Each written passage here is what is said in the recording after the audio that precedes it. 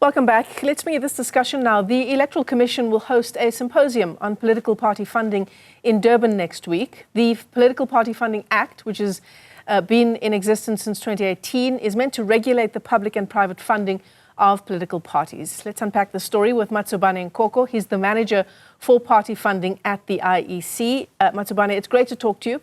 Thanks for coming on. So it's been a number of years now since the implementation of the Political Party Funding Act. What would you say are the most significant achievements so far? Good afternoon, Michelle. Yes, you're absolutely correct. It has been a few years now. I think we just completed our fourth year in the implementation of this groundbreaking act. And some of the biggest achievements is the fact that now members of the public know who funds their political parties. On a quarterly basis, on an annual basis, we publish information on the donations that political parties have been receiving. So for us, that is the biggest achievement because in the past, prior to this legislation, political parties, had no reason to publish, their funding. In fact, no law was pushing them to do that. Right. And what have been the main challenges, in your opinion, in terms of enforcing compliance, if any, among political parties? Challenges are definitely there, Michelle. Among them, they include the fact that, some political parties do not stick to the timelines when it comes to, disclosure of the donations. Sometimes they come to you, a quarter or 2 quarters later with a donation that should have been declared earlier. For some of them, you pick this information in the audited financial statement that such and such information should have come forth much earlier during the financial year in terms of the regulations and when money should be or donated funds should be disclosed. And of course, generally, there's a general view in the public that some political parties are not fully disclosing, something which, as a commission, we remain open to say, if you've got such kind of information with a level of, evidence, please bring that to us so that we can investigate. The Commission has powers in terms of the Act to investigate such non-compliances, but we cannot go on a wild goose chase. We need to have something to work with as a matter of course. So what is the sanction for things like late reporting or not fully disclosing the essence of your funding, the origins of your funding? Right.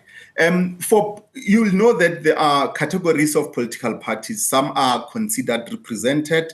These are the 20 parties that sit either in your provincial legislatures or in the national parliament. For those political parties, we also administer a fund that is appropriated by the National Treasury or by Parliament, as it were. So those monies that we pay to them on a quarterly basis, and they run into millions of rands, hundreds of millions, as a matter of fact, Michelle, we are able to withhold that kind of money against non-compliant parties.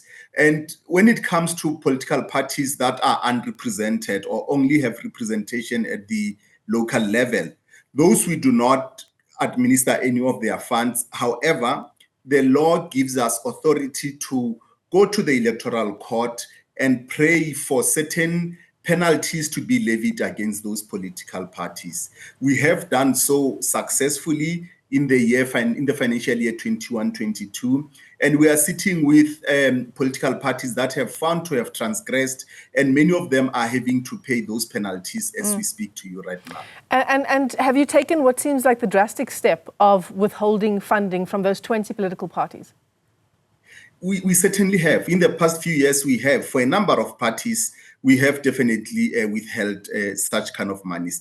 I mean, Michelle, you will be interested to know that for some of the parties, non-compliance becomes a result of internal political squabbles, where because of internal leadership squabbles, these parties fail to then comply with the legislation. And we have withheld monies for political parties of that nature.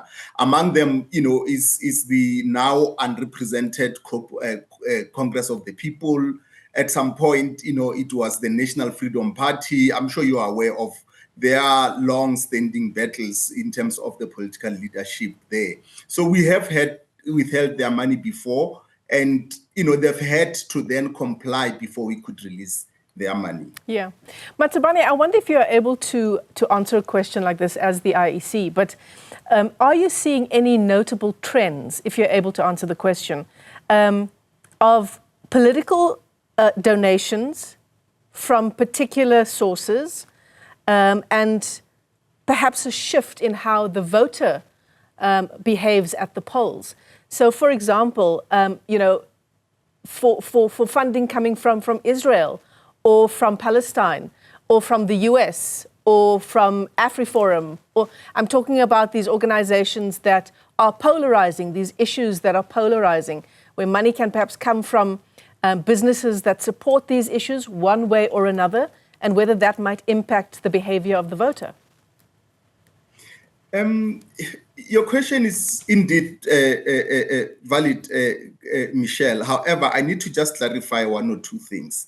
That political parties in this country are not allowed to receive funding from foreign governments and foreign government entities.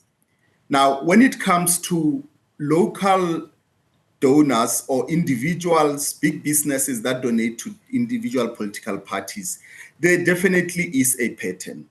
You are able, as an example, to tell, and over a number of years, that there is one particular family, there is one particular business that funds a particular political party.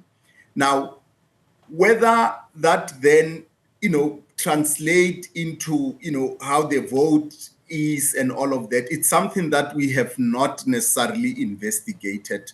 And I believe that it would need a scientific analysis of sort to be able to draw those kind of conclusions. But patterns are definitely there. They can be established. In fact, if you look at our reports, increasingly you see where, different parties get money from, and big businesses definitely do come to party.